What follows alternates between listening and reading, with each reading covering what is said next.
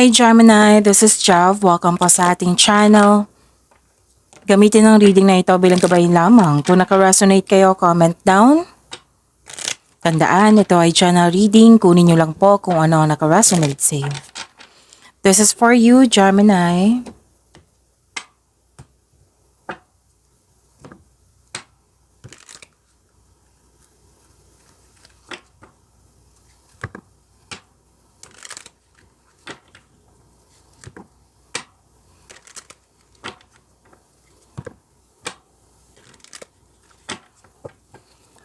Para po ito sa iyo, Gemini.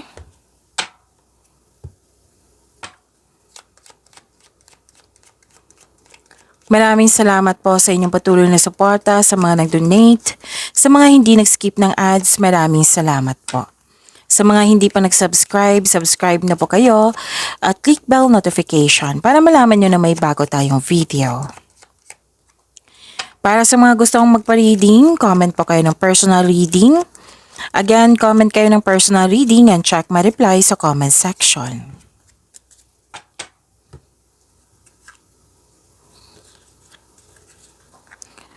May importanteng ganap sa passion nyo.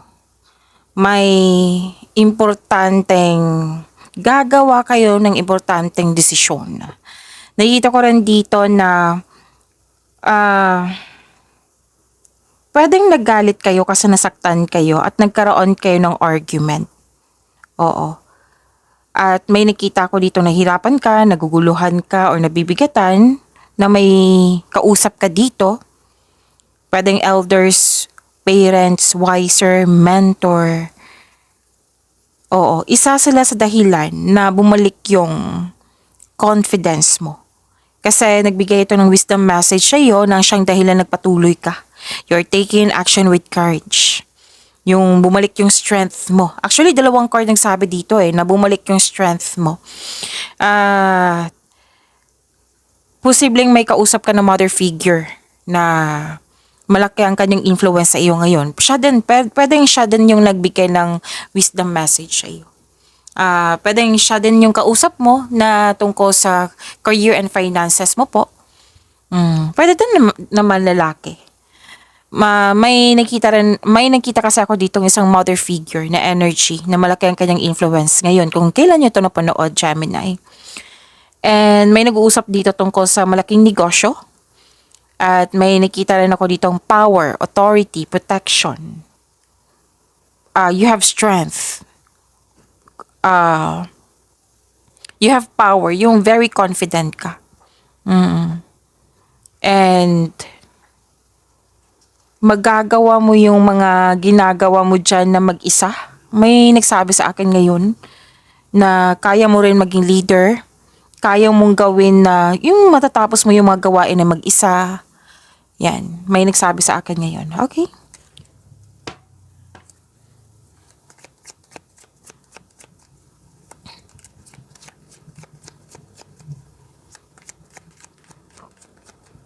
Energy po ni Gemini.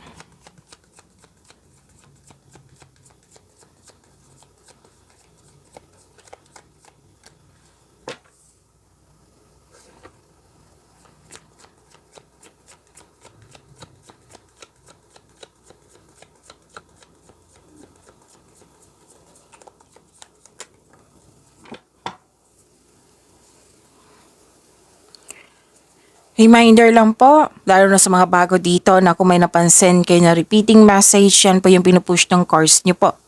Like for example, nanood kayo sa isang video reading nyo at dito rin.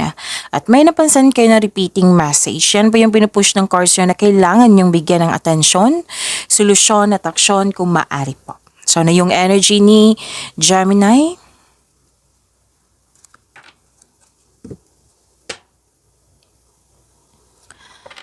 Wow, wealth, family, inheritance.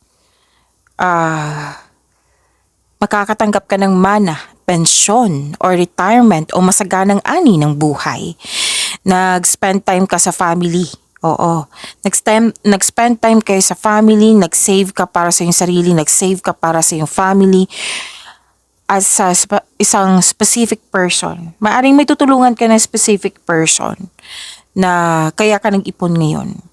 Like for example, nag-iipon ka para sa iyong anak, sa education, nagkaroon ng educational plan. Example po iyan.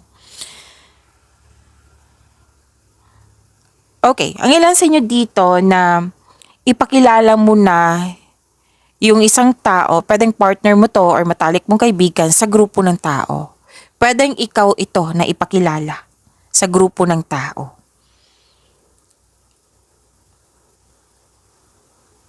May plano kayo ng grupo ng tao, oh. Pwedeng family mo ito kasi 'di ba? Nasabi ko kanina na may nag-spend time dito na family. Grupo ng tao, pwedeng family mo na pwedeng nag-uusap kayo tungkol sa project nyo, sa renovation ng bahay kasi may nagsabi sa akin ngayon. Pwede din na may balak kayong buo ng family business. Or di kaya may plano ka sa buhay na very supportive yung grupo ng tao sa iyong plano sa buhay. Lalo na sa iyong layunin sa buhay regarding sa career and money. Very supportive sila. Ang ilan sa inyo, may alok na negosyo, business partnership. Pwedeng sa close friends mo ito. Again, may nakita ko dito yung sabi ko kanina na pwedeng renovation or may ipapagawa ka sa bahay nyo. Posible din na bibili ka ng property. Yes. And nakikita ko rin dito, which is lumabas po dito. Lumabas dito sa dalawang card mo. At dito din. Lumabas siya dito na maghihingi ka ng payo sa taong nirerespeto mo na mas matanda pa sa'yo. Elders, wiser, parents, mentor ba yan? Okay, so this is completion of cycle also. Wealth, wow. Claim niyo po.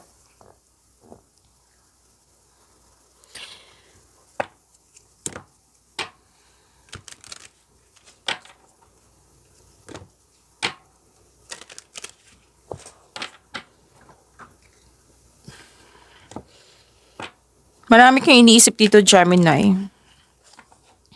Pwedeng your emotional energy is stagnant today. Pagod ka at nagmuni-muni. Malalim ang iniisip. Oo. Or pwede din na may alok sa'yo na pinag-isipan mo ng mabuti. Kasi may kailangan piliin. Kasi nga dito, sinabi dito na may importanteng decision, right? Pinag-isipan mo siya ng mabuti. Nakita ko guarded ka, ayaw mo magkamali sa napili mong desisyon. Kaya, yun nga, nagbigay ka talaga ng time na pag-isipan ito ng mabuti. And at may advice ang card nyo po dito na kung ano man yung nangyari sa nakaraan, let the past go. Kasi nangyari na yan, kunin mo lang yung wisdom message dito at mag-move forward kayo. Kumbaga, mag-focus kayo sa makontrol nyo, huwag kayong mag-focus sa hindi nyo makontrol kung maaari po. Okay? And pwedeng bored kayo ngayon or dismayado kayo sa current situation mo, status mo. So this card tells you na kailangan mo labanan yung nararamdaman mo. Ang sabi ng card, alalahanin mo yung inspiration mo sa buhay para ma-motivate kayo. Ang sabi ng card, kailangan maging willing ka mag-move on from the past para bumukas yung new doors for you.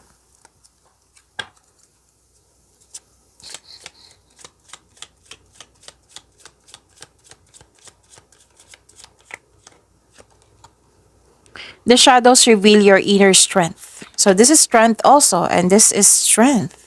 Okay? Very confident. Random na ramdam ko yung confidence mo, Gemini.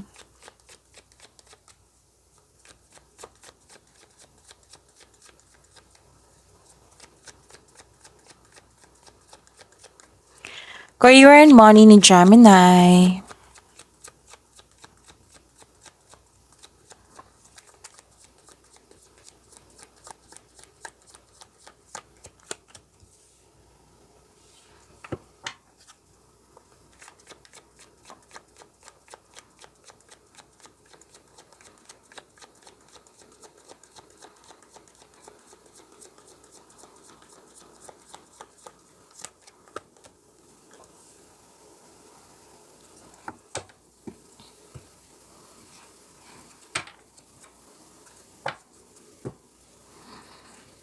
Career and money ni Gemini.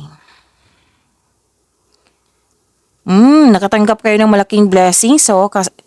Nakatanggap kayo ng blessings at naging generous kayo sa kapwa nyo. Ang ganda naman. Practical kayo sa buhay, mahusay kayo sa buhay, maparaan at mapasuporta. Very supportive talaga kayo. Ramdam ko kasi kanina dito sa energy cards mo. 'Di ba na very supportive yung grupo ng tao sa iyo kasi yun ka din eh. Very supportive ka din sa kapwa mo. And you have abundant in life, sabi ng card. So claim nyo po.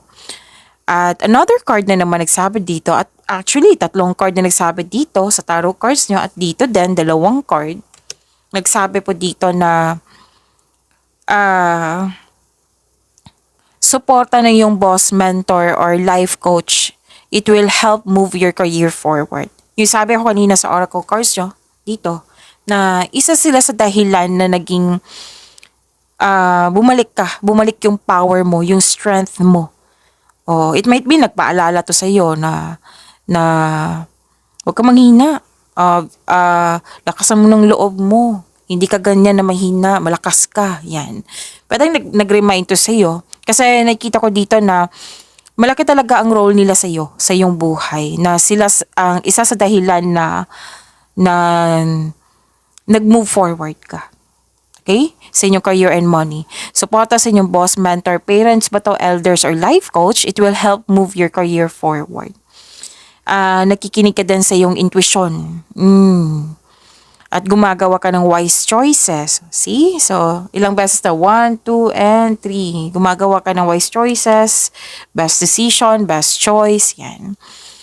And another card na naman nagsabi dito, different card siya ha, pero yung grupo ng tao talaga very supportive sa iyo. At kung napahinaan ka ng loob, kung naguguluhan ka, take time kayo sa isang mother figure, mother mo ba, mother figure, or connect kayo sa mga bata. Kasi nakikita ko dito mararefresh yung energy mo. Kumbaga, like for example, stress kayo, mawawala yung stress mo, marirelieve. Okay? And gawa kayo ng mga bagay kung hindi kayo okay diyan sa career and money mo. Kung hindi ha, kasi so far wala pa naman ako nakita dito. Basta po yung gawin mo yung passion mo kasi it will help relax po. It will help you relax also. Okay? So you have abundant in life, claim niyo po, Gemini.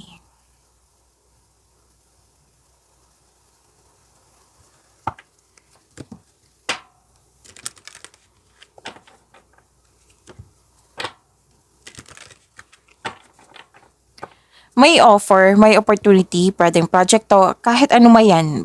Kahit ano pa yan, basta recording sa career and money mo. Pwedeng job offer, kasi may nagsabi din dito, job offer. Pwedeng, okay. So, may parating na po ito. Magbibigay ito ng, magiging excited ka. Sa offer na ito, opportunity na ito, kasi, naka-align sa passion mo. Alam na alam mo yung gagawin mo. So, may importanteng ganap sa iyo passion mo, which is lumabas na naman dito. Lumabas na naman siya. Okay, so that is repeating message. Pay attention. Please expect marami kayong ginagawa. Di ba, marami kayong inisip kanina. At the same time, marami kayong ginagawa. Please expect na magiging busy kayo. Ang reminder ng card nyo dito, i-prioritize mo ng time, na may time management. Kasi mukhang may naghihintay. Sa career and money tayo ha. Mukhang may naghihintay. It might be service to na may deadline, may timeline, may deadline, may nag-expect na mabigay mo ang serbisyo ngayon. Kasi may nakita kong promises po. Just make sure you can deliver on your promises. Or kung hindi nyo magawa agad, kasi busy nga kayo, then you have to prompt them first. Okay? Ipaalam mo sa kanila na it might be, kailangan mong i-move pagkabukas, mamaya, kasi marami ka pang ginagawa. Baka hindi mo meet yung expectation nila. So, i-prompt mo sila. I-message mo sila. Sabihan mo sila. Kung hindi pa ito nangyari, sabi ng card, time management. Kailangan. Kasi mukhang may nag-expect or deadline ba ito? Or it might be nag-commit kayo tapos hindi pala mabigay kasi nga marami kayong ginagawa. So, yun. May makilala kang mabubuting tao. Masaya ka kasi nagkaroon ka ng tapat na kaibigan, tapat na kasamahan. This is second card na nagsabi dito. Different card po ha.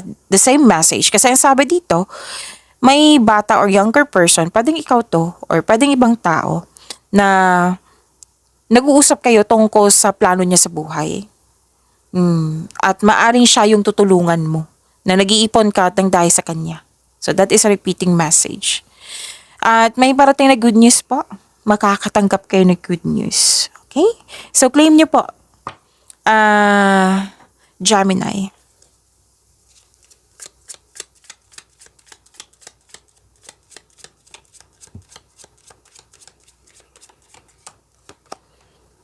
Delegating more tasks can significantly boost your earnings. More tasks. Busy din. Maraming ginagawa. Think of greater good, not just yourself, to achieve a better outcome. So, think of the greater good. Yan ang sabi.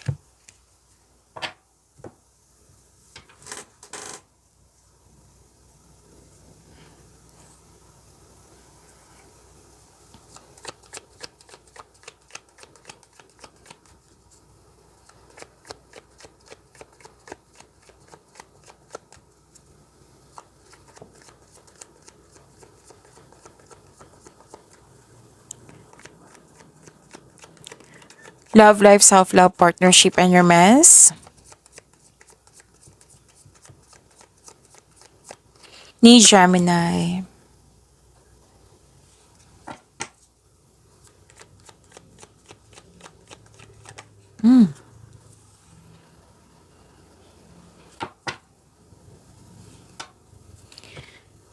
Gemini.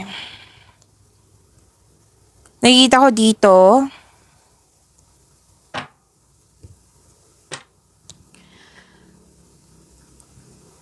okay. Para sa mga single, huwag kayong mag-alinlangan na mag-invest sa bagong relasyon. Palagi ko itong nakikita sa inyo sa mga single dyan, Gemini. So, parati din sinasabi sa iyo ng cards na huwag kayong mag-alinlangan na mag-invest sa relasyon. Yeah, I think you're not ready. So, kailangan mong magkaroon ng time for reflection kung bakit ka hindi ka ready. O baka kailangan mong may i-resolve pa. Para sa mga relasyon sa buhay mag-asawa, sa araw na ito magkakaroon kayo ng masinsinang pag-uusap. Pero din sa isang tao na malapit sa iyo. Okay? Marami kayong ideas, May project talaga, so Gemini. May project kayo. Kanina ko pa ito na nakita, may project kayo. Seryosong-seryoso kayo nag-uusap kayo dito. May project si Gemini.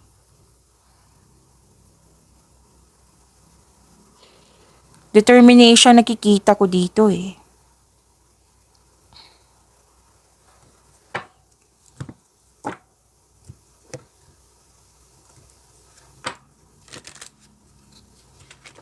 Okay, so kunin ko na. Gusto niyang lumabas, Gemini. Okay, so this is... Okay, may mensahe pa pala. So, tingnan natin ha. May nakalimutan ako. Nakikita ko dito, nagkaroon po ng... Okay. Different card siya dito rin, nag-spend time ka sa family, sa grupo ng tao. Dito rin, nag-spend time ka sa mga tao na yung mga nagbigay ng inspiration sa iyo and motivation. And this is good. May sinasabi rin dito na makakatagpo ka ng partner through friends connection sa mga single po. Para sa mga relasyon sa buhay mag-asawa, this card tells you na mas mag-grow pa ang inyong relasyon. May plano kayo mag-travel or mag-decorate ng bahay or yung sabi ko kanina sa inyo na magpa-renovate ng bahay or decorate ng bahay. Yan yung nakikita ko. So, nagtutulungan. May nakita ko dito, may expansion. Pwedeng dagdag anak or yung sabi dito na para sa pag-level up nyo kasi mag-travel kayo Pwede din project to sa bahay. Oo, may diskusyon na kung nakikita dito na project eh. Okay? So, long distance. Love knows no distance. It transcends time and space. Pagyamanin niyo po yung blessings sa binigay sa inyo, Gemini. See you tomorrow. Maraming salamat po.